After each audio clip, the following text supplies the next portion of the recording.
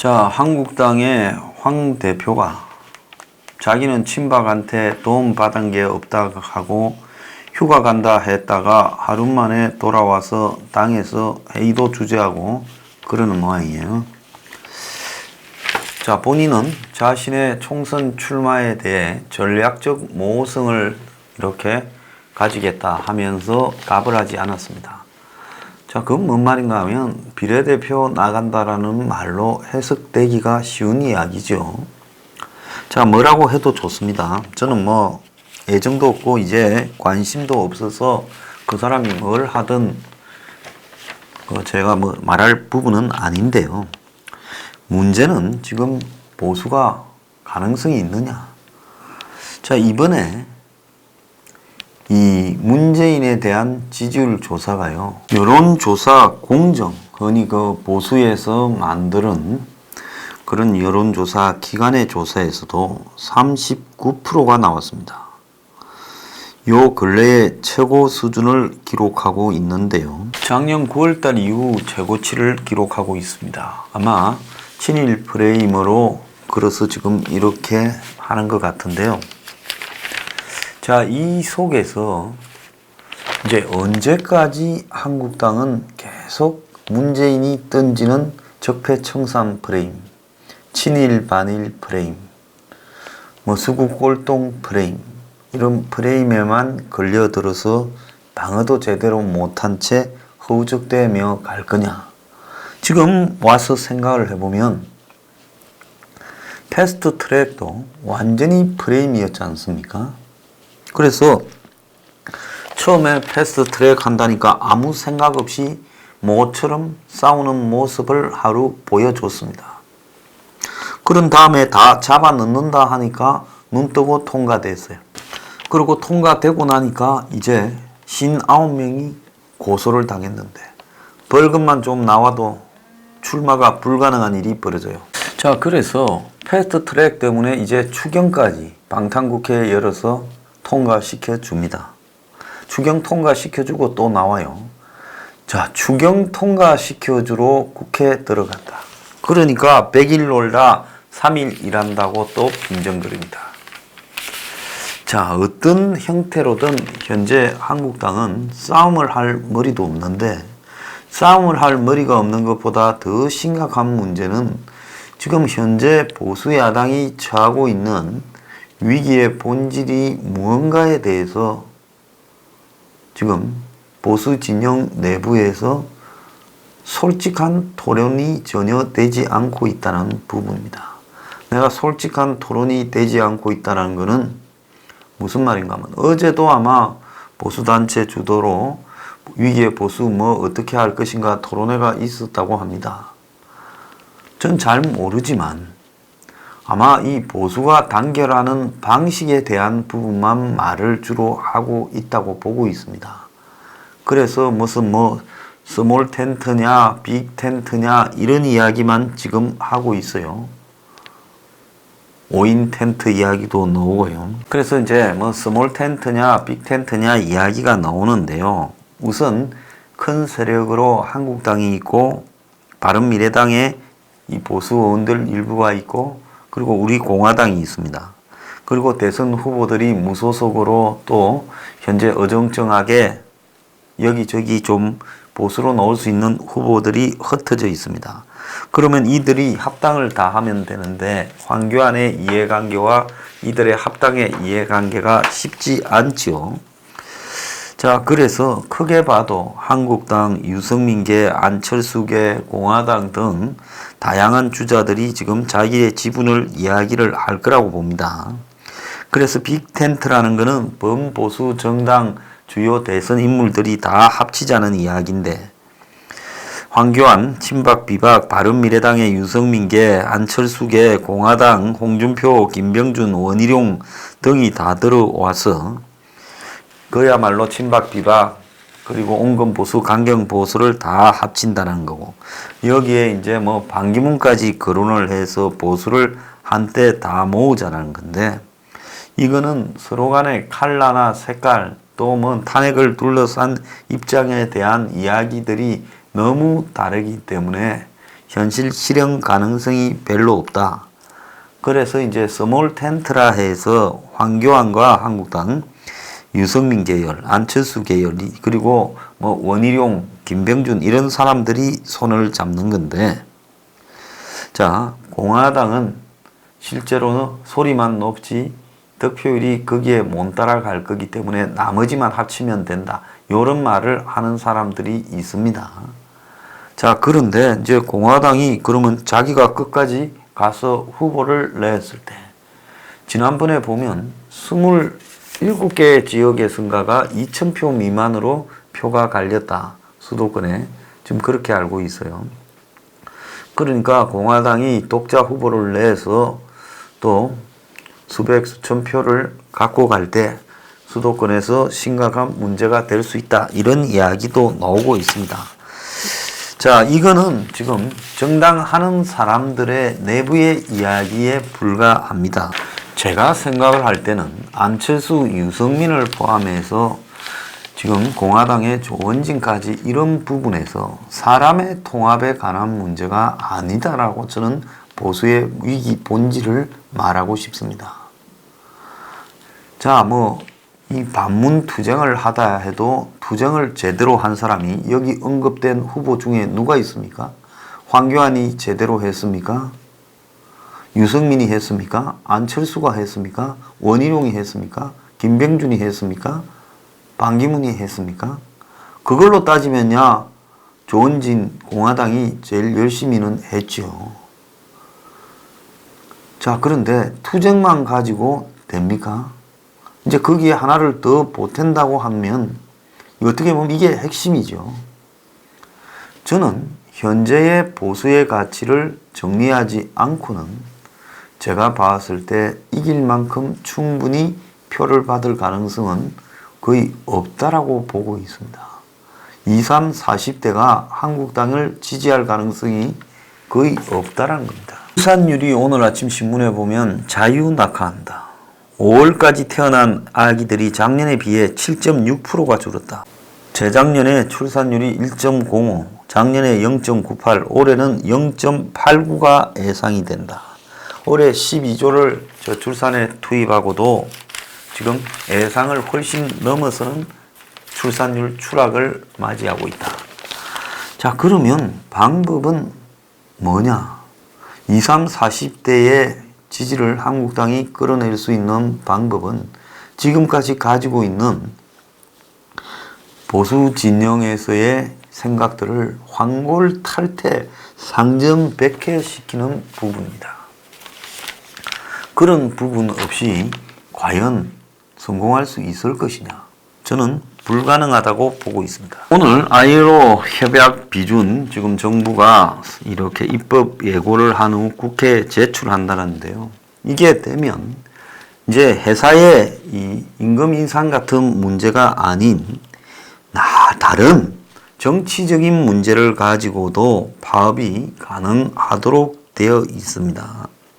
그래서 결사의 자유라는 부분이 지금 들어가 있고, 또 더 나아가서 노조가 회사와 무관한 파업을 해도 합법이다라고 되어 있게 됩니다. 그리고 실업 해고자도 노조 가입이 가능하게 되고요. 자, 그래서 이제는 그야말로 정치적으로 정치 임금을 원래 받아야 될 임금에다가 올려버린 이런 이 정치 노조의 활동을 전혀 제약을 하지 못하도록 만드는 일이 지금 ILO 협약에 대한 정부의 입법화에 있습니다. 자, 그러면 이런 부분들도 지금 한국당이 관심도 별로 없어요. 자, 그래서 지금 한국당이 보수 세력이 그리고 있는 미래의 실상은 뭐냐라는 겁니다. 자, 지금 국민들이 안보가 더 문제냐, 경제가 문제냐 물으면 솔직하게 안보가 더 문제라고 제 개인적으로 생각하지만은 그렇다고 대답하는 국민들은 제가 볼 때 20, 30%도 안 되고 7, 80%는 경제가 문제라고 생각할 겁니다. 그러면 경제가 문제면 문재인이 경제를 망쳤으니까 책임을 져야지요. 그런데도 문재인에 대한 지지율이 이렇게 유지되는 부분의 핵심은 뭔가 하면 문이 정부 예산을 풀어갖고라도 돈을 막 이렇게 풀어 제끼면서 우리는 너네의 어려움을 이해한다라고 말하는 사기가 통한다는 겁니다. 20, 30, 40대한테요. 그런데 한국당은 너네들은 우리의 어려움에 대한 기본적인 이해조차도 없지 않느냐. 우리를 이해하지 못하는 너네보다는 즉 거짓말을 하는 놈이라도 우리를 이해하는 척하면서 정부 예산이라도 풀어서 제끼는 놈이 그래도 좀 낫다. 이겁니다. 그런데 한국당이 20, 30, 40대를 이해하지 못하고 또 더 나아가서 서민의 삶을 이해하지 못하는 것은 한국당이나 지금 기성 보수 세력 다수가 서구 기득권의 이익에 복무하고 있다는 것은 그거는 부인 못할 사실이라고 저는 보고 있습니다. 그러니까 솔직하게 한국당이 저 지지율이 나오는 것도 보수 세력 다수가 계급 배반을 하는 거죠. 서민들이 다수가 보수 세력을 지지합니다. 보수 정당을 지지해요. 솔직히 잘 사는 사람들은 소득이 높은 전문직들은 민주당을 지지하는 비율이 훨씬 높습니다. 이렇게 아이러니한 일이 어디 있습니까? 그러니까 계급이 배반 투표, 정치 지지 행태가 지금 나오고 있는 거죠. 지금 뭐 열심히 제가 보수 정당이나 세력에 대해 제대로 하라고 비판을 하면 저한테 댓글 달아서 막 욕하는 그런 익명의 사람들 상당수가 너네 그러면 행편은 살만하나 보면 행편이 살만 안 한 사람일 겁니다. 자, 지금까지 이렇게 되어 왔는데 이제 이 부분도 무너져 가고 있다는 겁니다. 지금 어마어마한 사람들이 한국당에 등을 돌리고 있습니다. 나는 보수 성향을 가지고 있고 민주당이나 문재인이 너무 싫지만은 이제 한국당은 지지할 이유를 아무리 찾아도 찾지 못하겠다. 이거는 단지 정치 건달들의 연합체다라고 지금 이야기를 하고 있습니다. 자, 여기에 더 심각한 문제는 제야 보수의 지금 저열함도 있다는 겁니다. 자, 한국당을 빼고 나면 나머지 보수라는 거, 여기에서 이제 한국당이라는 거는 한국당과 같은 보수 정당이라고 이해를 해 주십시오. 그래서 보수 정당들을 빼고 나서 나머지 보수 세력을 봤을 때 이 보수 세력들의 말들 중에 차별성이 있습니까? 황장수가 이야기하고 있는 서민 포퓰리즘 15조 같은 이야기를 하고 있는 보수 세력이 한 명이라도 있습니까? 없잖아요. 그건 무슨 말인가 하면 장외 보수라는 것은 장내 보수의 치어리더 역할이나 보수 정권이 권력 잡고 나면 나눠주는 부스러기 얻어먹는 그야말로 관변 보수의 신세를 아직도 벗어나지 못하고 있다. 이것이요, 냉정한 평가라고 저는 보고 있습니다. 그런 장외 보수, 관변 보수형 인물들이 모여서 보수의 살 길을 토론한다고 살 길이 나오겠습니까? 경제가 어떻게 변화하는지를 이해하지 못하는데요. 어제 제가 무너지는 민주주의 그리고 미국에서 슬금슬금 고개를 드는 사회주의 이런 부분을 하니까 사회주의의 반대가 자본주의지 민주주의냐고 저보고 이야기를 해요. 어떤 사람이. 내가 그걸 몰라서 그랬겠습니까? 민주주의가 대의민주주의라 해서 인류의 최고의 정치 체제인 척 했는데 이제 그것이 대의민주주의, 즉 대중의 뜻을 반영하는 부분에 실패하고 있어서 민주주의가 무너지고 있다. 또 다른 한편으로는 자본주의 세상의 모순 때문에 사회주의가 지금 등장하고 있다. 그 모순이라는 것은 양극화와 불평등이다. 자, 이 말을 축약해서 그렇게 말한 것이죠. 자, 그래서 제가 이 말을 하는 이유는 뭔가 하면 너무 많은 사람들이 너무나 보수 진영 내부에 무지하다는 겁니다. 우리는 우리 무지를 인정해야 됩니다. 무식하니까 답이 없는 겁니다. 무식하지 않고요, 상식이 열려있고 이해관계에 무관하다면 답이 있습니다. 여러분, 문제를 해결하려면 어디에서 시작해야 됩니까? 현상 진단이 정확해야 되지 않습니까? 지금 우리가 가고 있는 세상이 어디로 흘러가는가를 먼저 판단하고 이거를 갖다가 요약해야 답이 거기서 시작되는 겁니다. 지금 한국이 어디로 흘러가고 있는 거냐? 자, 역대 보지 못한 현상이 한국 사회에 진행되고 있습니다.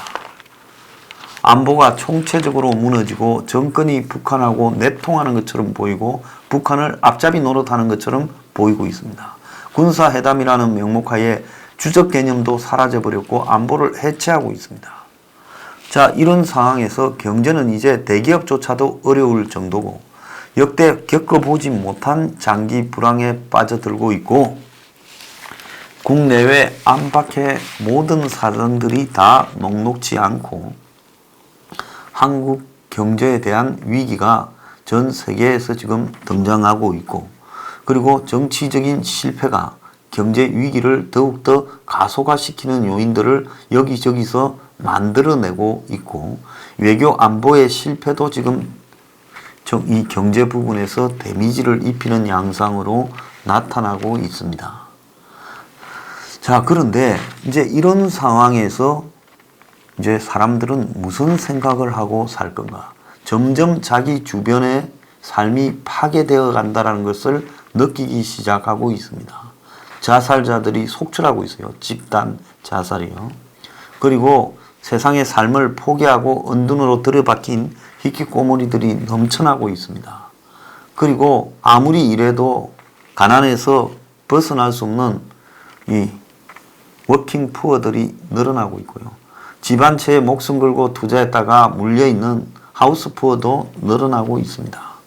이 하우스 푸어에서 시작되고 자영업자들의 지금 몰락에서 비롯된 이 대출, 은행의 부채 위기가 지금 심화되고 있습니다. 어떤 사람이 부채라고 이야기하지 말고 부채라고 이야기를 하라.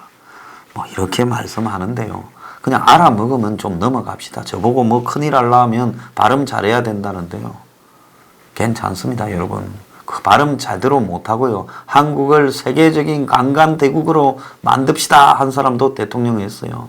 근데 저는 그럴 생각도 없기 때문에 그런 부분은, 그런 충고는 그냥 사양을 드립니다. 가급적이면 정확하게 발음하려고 노력해야 되지만은 말할 때마다 생각하고 하면요. 저도 하루에 한 30분만 음선에서 뉴스를 할 수 있게 모든 작가와 그 다음에 PD가 있고 그런 조건이 갖춰지면 아주 또박또박한 정확한 발음으로 여러분들에게 차분하게 설명할 수 있습니다. 프롬프트 보고 읽으면요. 제가 지금 원고가 하나 있습니까? 뭐가 있습니까? 제 머릿속에 그냥 띄워놓은 상을 가지고 그때그때 이야기를 하고 있는 겁니다. 그러니까 모든 상황을요.